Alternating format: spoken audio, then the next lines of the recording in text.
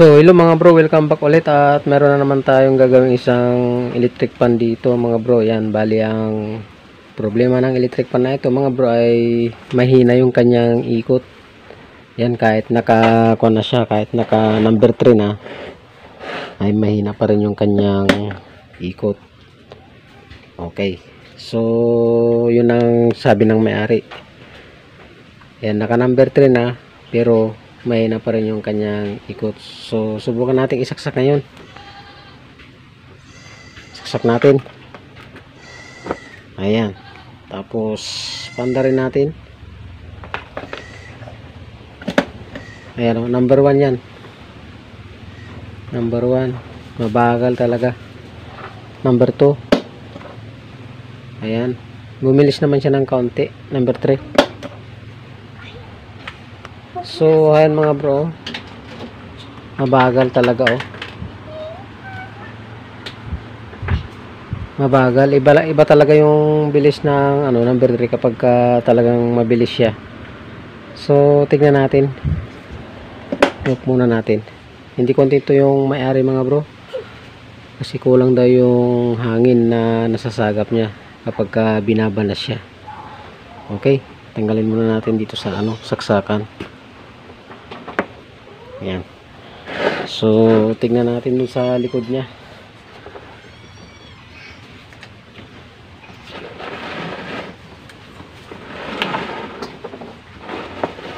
Ayan, bali tanggalin natin yung screw niya mga bro. Gamit itong screw natin. Phillips screw.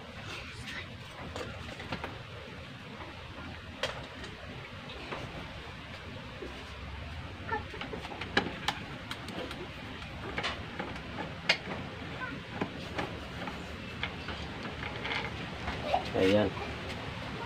So, bali merong magnet yung natin, no? Screw natin.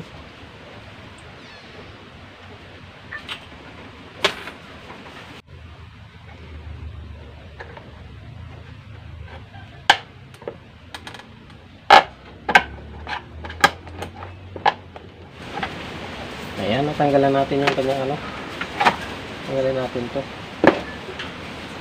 So, ang mangyayari dito mga bro ay subukan nating palitan yung kanyang capacitor.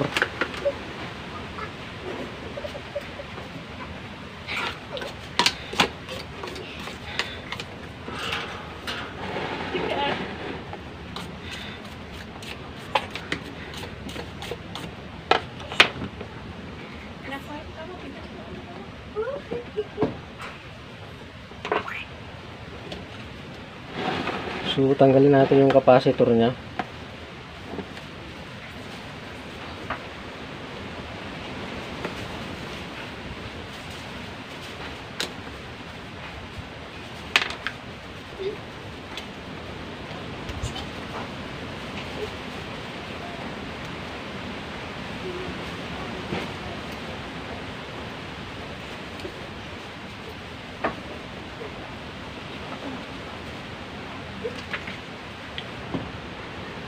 Susubukan muna natin mga bro na palitan yung kanyang capacitor. Ayan. Ayan.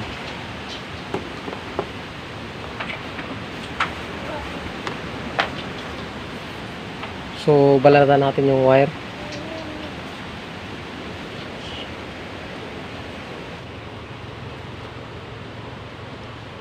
Balatan natin yung kanyang kanyang wire.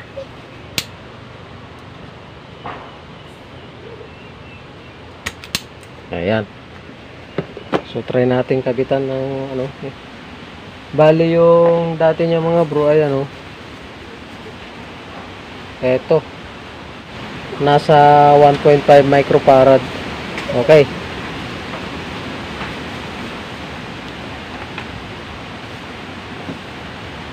So, bali yung ipapalit natin mga bro ay nasa 4UF. Ayan. Pwede lang yan. Okay. Subukan natin ikabit.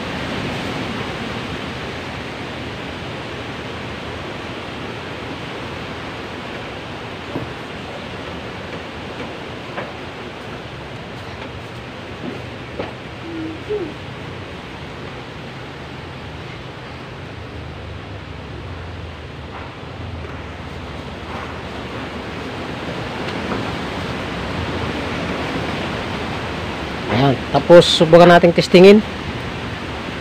Okay, testingin natin.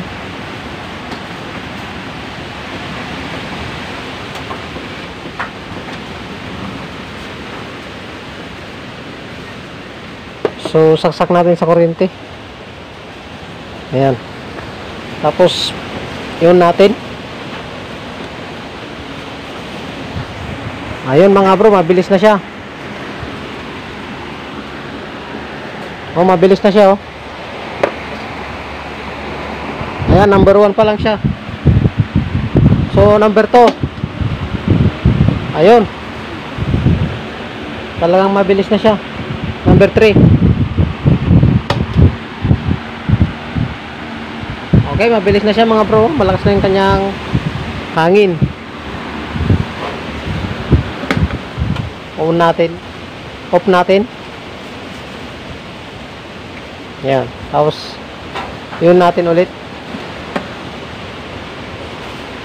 Okay, sobrang bilis na siya mga bro. Hindi katulad kanina. Ayan.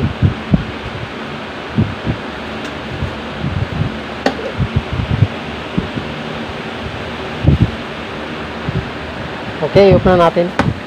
Okay, ganun lang mga bro. Kung halimbawa wala kayong pamalit na eksaktong sakto sa microfarad niya, kung konting diferensya lang, 1.5 ito, yung pinalit natin ay 4 UF. 1.5 UF naman ito. Pwede lang mga bro. Para sama sila ng voltahe. Ayan, wag lang yung dudublehin nyo. Baka masira yung inyong motor o baka masira yung motor na electric fan nyo. Okay, ganun lang mga bro. Pabilisin yung ikot ng ating electric fan. Ayan, depende pa rin sa sira niya mga bro kung ano ba yung sanhi ng pagkabagal ng kanyang ikot.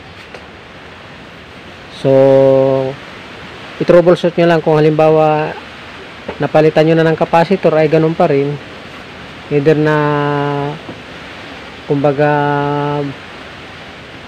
mahigpit yung kanyang shafting o yung laro nung kanyang shafting, baka maluwag na, hindi na nakatapat masyado yung kanyang rotor sa kanyang stator. Okay, ayos na mga bro.